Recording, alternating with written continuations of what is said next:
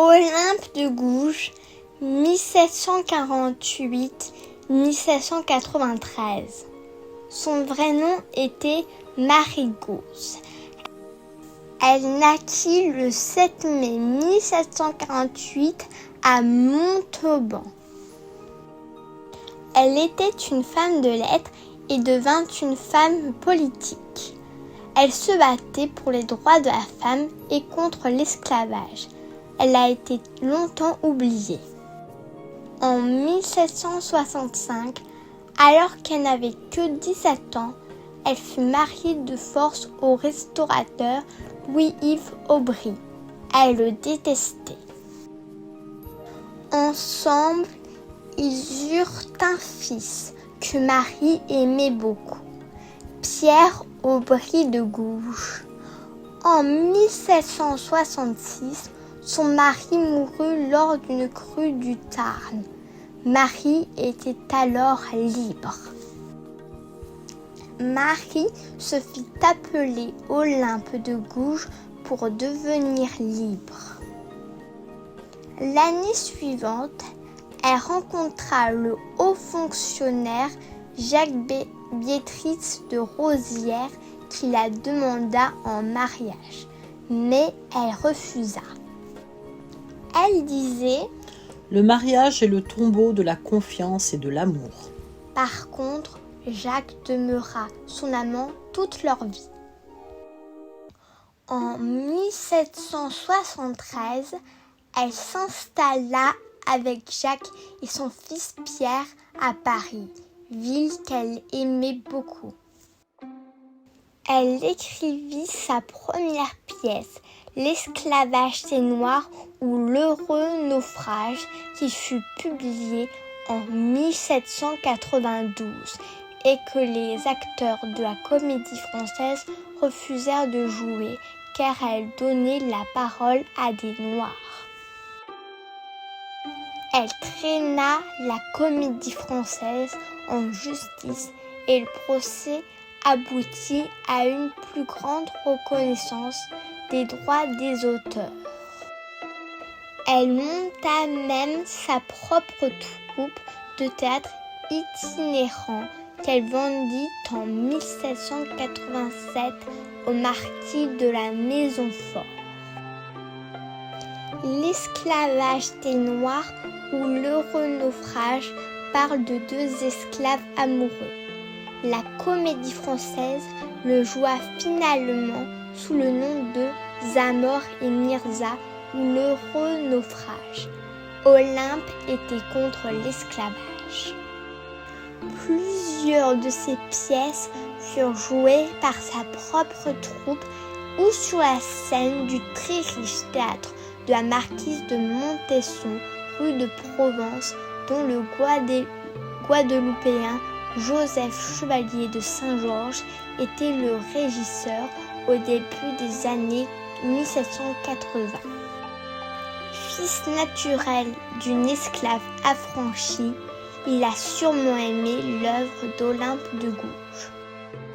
On traitait Olympe de Gouges de prostituée, de femme-homme ou de virago.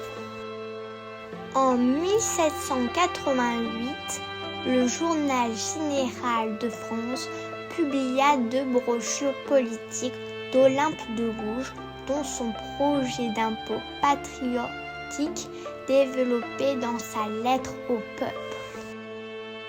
La même année, elle fut accueillie par la Société des Amis des Noirs. Olympe s'installa en 1790 dans la rue de Buis à Auteuil. Elle y demeura jusqu'en 1793. En septembre 1791, elle écrivit à Paris la Déclaration de la femme et de la citoyenne qu'elle adressa à Marie-Antoinette et qui comporte 17 articles, comme la femme a le droit de monter à l'échafaud, elle doit également avoir le droit de monter à la tribune. Article 10. Voici quelques articles. La déclaration en comporte 17. Article 1. La femme naît libre et demeure égale à l'homme en droit. Les distinctions ne peuvent être fondées que sur l'utilité commune. Article 2. Le but de toute association politique est la conservation des droits naturels de la femme et de l'homme qui sont la liberté, la propriété, la sûreté et la résistance à l'oppression. Article 4. Il convient de reformer les lois de la nature pour combattre la tyrannie des hommes et libérer la femme. Article 6. Tous égaux citoyens et citoyennes, tous doivent pouvoir être admissibles à toutes les dignités, places et emplois publics selon leurs capacités et sans autre distinction que celle de leurs vertus et leurs talents. Article 10. Nul ne peut être inquiété pour ses opinions. La femme a le droit de monter à l'échafaud, elle doit avoir celui de monter à la tribune. Article 11.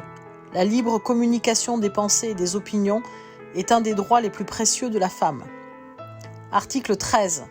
La femme doit participer, comme l'homme, à toutes les corvées et tâches pénibles et par conséquent avoir sa juste part dans la distribution des places, emplois, charges et dignités de l'industrie.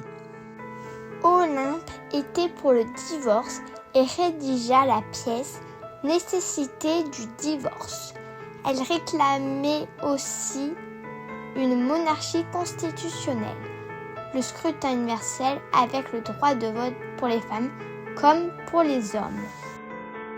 Mais elle se battait aussi pour l'abolition de la peine de mort, un impôt sur les plus grandes fortunes, un impôt proportionnel sur les salaires, un tribunal populaire pour tous, la redistribution aux paysans et paysannes des terres en friche, la création des maternités et de foyers pour mendiants.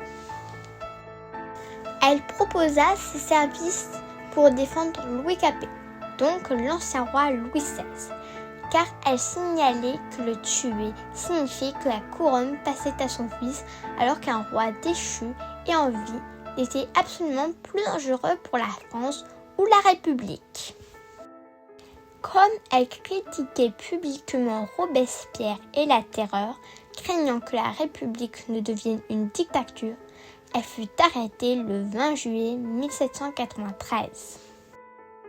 Elle eut un procès au tribunal révolutionnaire le 6 août 1793 sans avocat, mais elle se défendit seule. Elle fut condamnée à l'échafaud.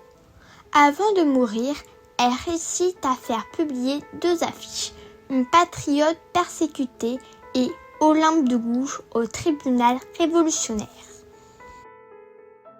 Elle fut guillotinée le 2 novembre alors qu'elle n'avait que 45 ans. Ses derniers mots ont été « Enfant de la patrie, vous vengerez ma mort ».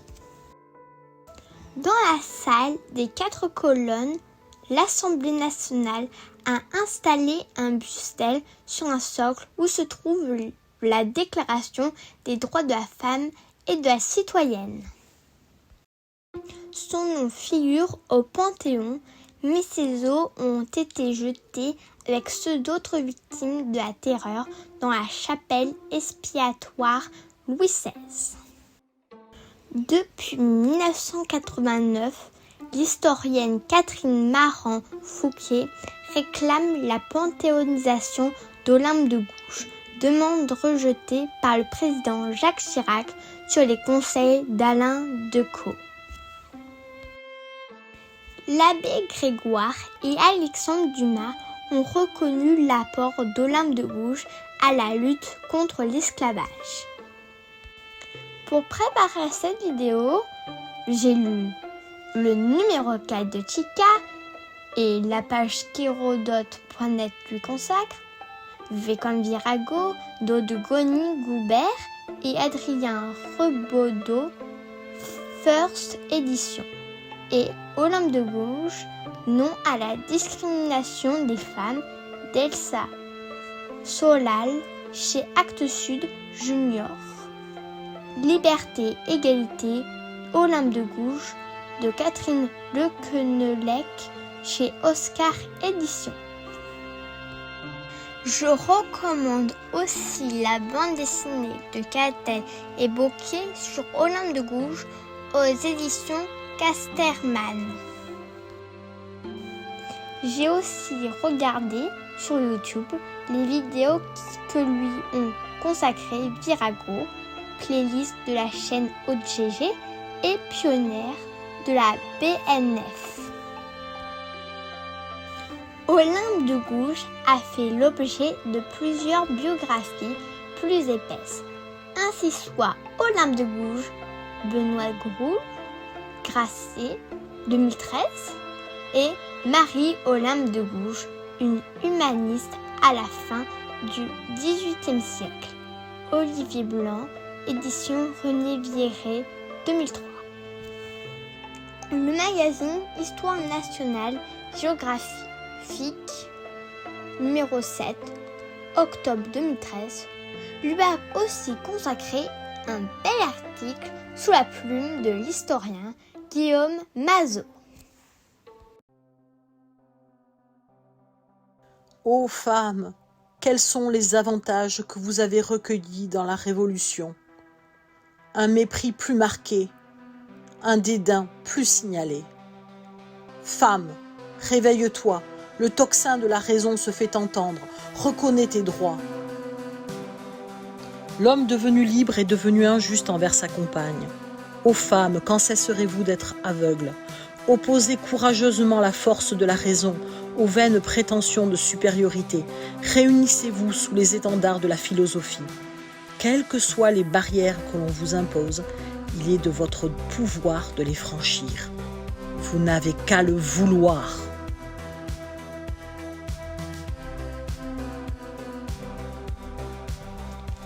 Tous déconfinés mais tous solidaires.